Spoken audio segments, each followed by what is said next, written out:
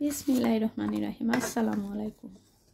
কেমন আছেন সুপ্রিয় ভিউয়ার্স? আশা করছি যে যেখানে আছেন ভালো থাকার চেষ্টা করছেন। আমি আলহামদুলিল্লাহ ভালো আছি।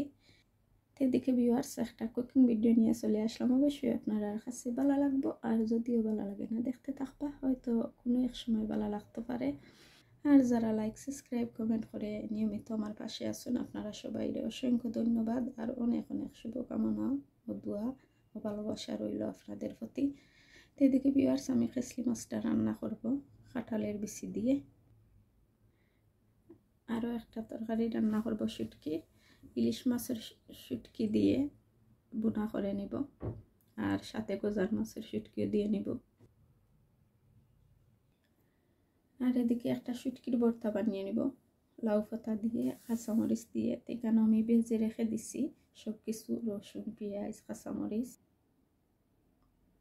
তো ঠিক আছে ভিউয়ার্স, সবাই আমার পাশে থাকবা, লাইক সাবস্ক্রাইব করে। এখন আমি রান্নাটা করে নিলাম, আপনারা আমার সাথে থাকবা, দেখতে থাকবা। যেহেতু আমি বেড়ির মাংস রান্না করে নিলাম, সেখানে আমি আদা রসুন পেঁয়াজ তেল লবণ দিয়ে বসিয়ে দিছি। এখন লবঙ্গ তেজপাতা দিয়ে নিব। আর এদিকে আমি শুটকির কারি রান্নার জন্য রসুন আর পেঁয়াজ কেটে দিয়ে নিছি, তেলও দিয়ে নিছি। এখন চুলার আগুনটা অন করে দিলাম।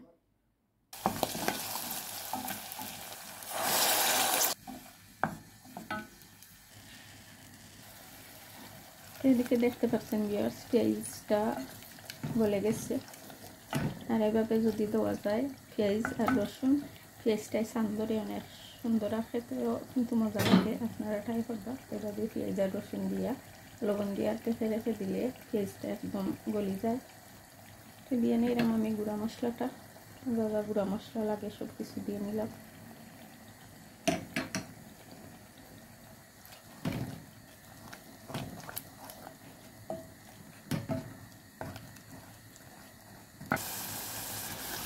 এখন প্রথমে দিয়ে নিলাম গজারের শুটকিটা।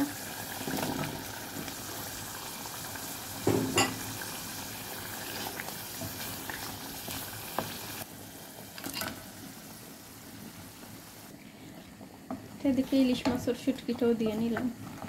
আর যাতে ইলিশ মাছের শুটকি একদম নরম থাকে লাগে একটু করে দিলাম। আর দুইটা আলু দিয়ে নিব। এদিকে ভিউয়ার্স আলুটা দিয়ে নিলাম। আর এদিকে ভিউয়ার্স আমি মাংসর কারি মশলা দেওয়ার জন্য গুঁড়া মশলাটা একটা প্লেটের মাঝে রেখে দিছি। ধনিয়া জিরা হলদি পাউডার লাল মরিচের পাউডার কারি পাউডার আর লাস্টে দিয়ে পাঁচফোড়নটা দিয়ে নিব। আর এদিকে আমি খেসলির জন্য রেখে দিছি গুঁড়া মশলাটা, আর পেঁয়াজও আছে সাথে। আর আজকে কিন্তু মরিচটা আমি একদম কম দিব খেসলির কারির মাঝে, তাহলে আমি মরিচটা একদমই খাইতাম পারি না। এদিকে আমি মাংসর তরকারির মাঝে বেড়ির মাংস তরকারির মাঝে গুঁড়া মশলাটা দিয়ে নিলাম।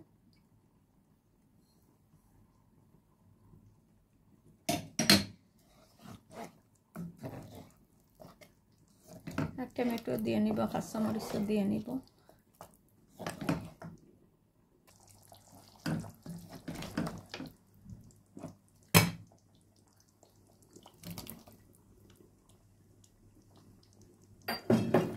এদিকে আমি আলু আর টমেটো দিয়ে নিলাম।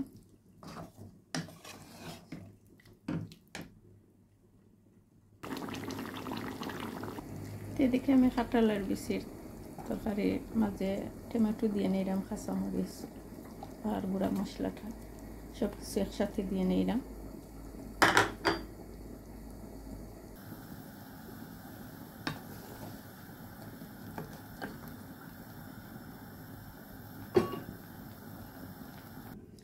এদিকে আমি মাংসের কারির মাঝে ধনিয়া পাতাটা দিয়ে নিছি, আর একটু জুল জুল রাখছি যেহেতু সইপিটা দিয়ে খাইবা এর জন্য মাংসের কারি।